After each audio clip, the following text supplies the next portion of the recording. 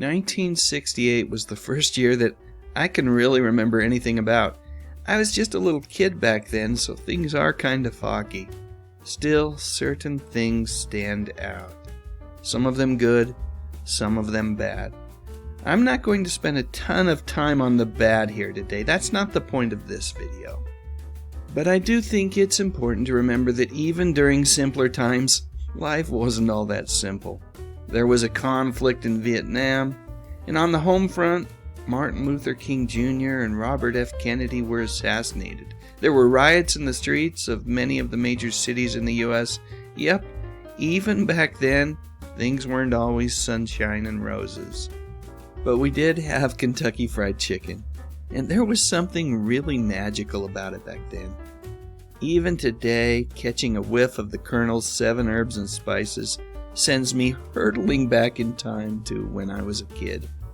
We had a KFC on Main Street, and I'll be darned if they didn't make the whole area smell like fried chicken on purpose. Little known fact, my home state of Utah is the birthplace of the world's first Kentucky Fried Chicken restaurant. Not the one near where I lived. The first one was located in Salt Lake City, Utah.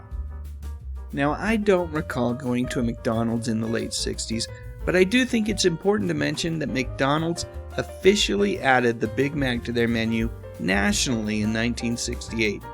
It had been conceived a year earlier by a franchise owner, and it didn't take long for word to travel about McDonald's tasty new burger. When it was launched in 1968, a Big Mac would set you back 49 cents. And an entire meal that would feed a family of 5 would cost just about $2.50. I know that I said I wasn't going to talk about bad news, but there is one thing that I definitely have to mention. Batmania was officially over. The show's final episode would air in the spring of '68. ABC had already reduced the show from 2 episodes to 1 each week, and as much as I loved the lovely Yvonne Craig as Batgirl, it was evident that the show's budget had been cut dramatically. Zsa Zsa Gabor was the show's final guest villain, Minerva. Rumor has it that NBC wanted to pick the show up for a 4th season, but when they discovered that the Batcave had been dismantled and destroyed, they changed their minds. At that point, I was forced to go elsewhere for my Batman fix, and yes, I had both of these comics. I was still a bit young to read them by myself, but my dad would read them to me at night, and then I would be able to go back later on and remember the stories simply by looking at the pictures. In 1968, the average cost of a new home was somewhere between $15,000 and $20,000.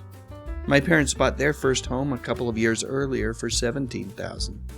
If home prices had just followed inflation, a new home today would cost somewhere around $160,000. However, in my neck of the woods, you can't find a home of similar size for anywhere under $400,000. I really feel for first-time home buyers these days. 31 cents a gallon. That's what it cost back in 1968 to fill up your tank. Do I need to say anything more? By the way, does anyone know what Keotane is? I don't remember that type of gas. But if Miss Kansas recommends it. Way back then, the average American breadwinner brought home around $7,800 a year. And the minimum wage? It was just $1.60. Going to a brand new movie at a theater would cost you about $1.25 per person. My folks didn't do that very often, and even less frequently with us kids. The only movie that I remember seeing in the theater way back in 1968 was Oliver, which I thought was absolutely delightful. Such great songs. I've been a fan of movie musicals my entire life, and this may be one of the very best. What was not the very best was the new movie rating system, which was also introduced in '68. And in my humble opinion, this thing proved to be a thorn in my side. Much later on, especially in the '70s, when my father decided that the only movies us kids would be allowed to see would be those that were rated G. Can you imagine having to argue with your parents about going to see Star Wars? Yep, I had to do that. The top TV shows in 1968 were Rowan and Martin's Laugh-In, Gomer Pyle, Bonanza, Mayberry RFD and Family Affair. Did you know that when CBS canceled Mayberry RFD after its third season, it was still a top 10 TV show?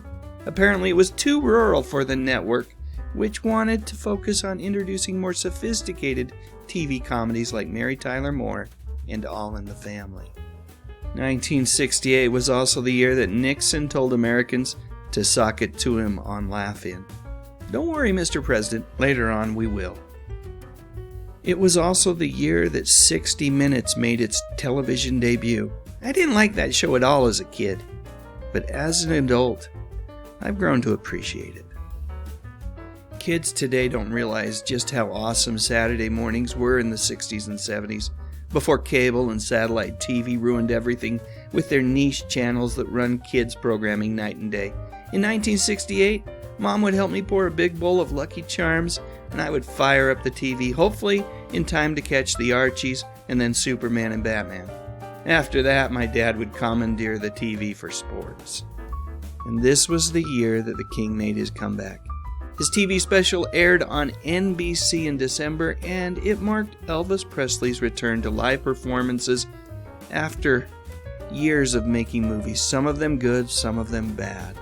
The special garnered positive reviews when it aired, and it topped the Nielsen television ratings for that week.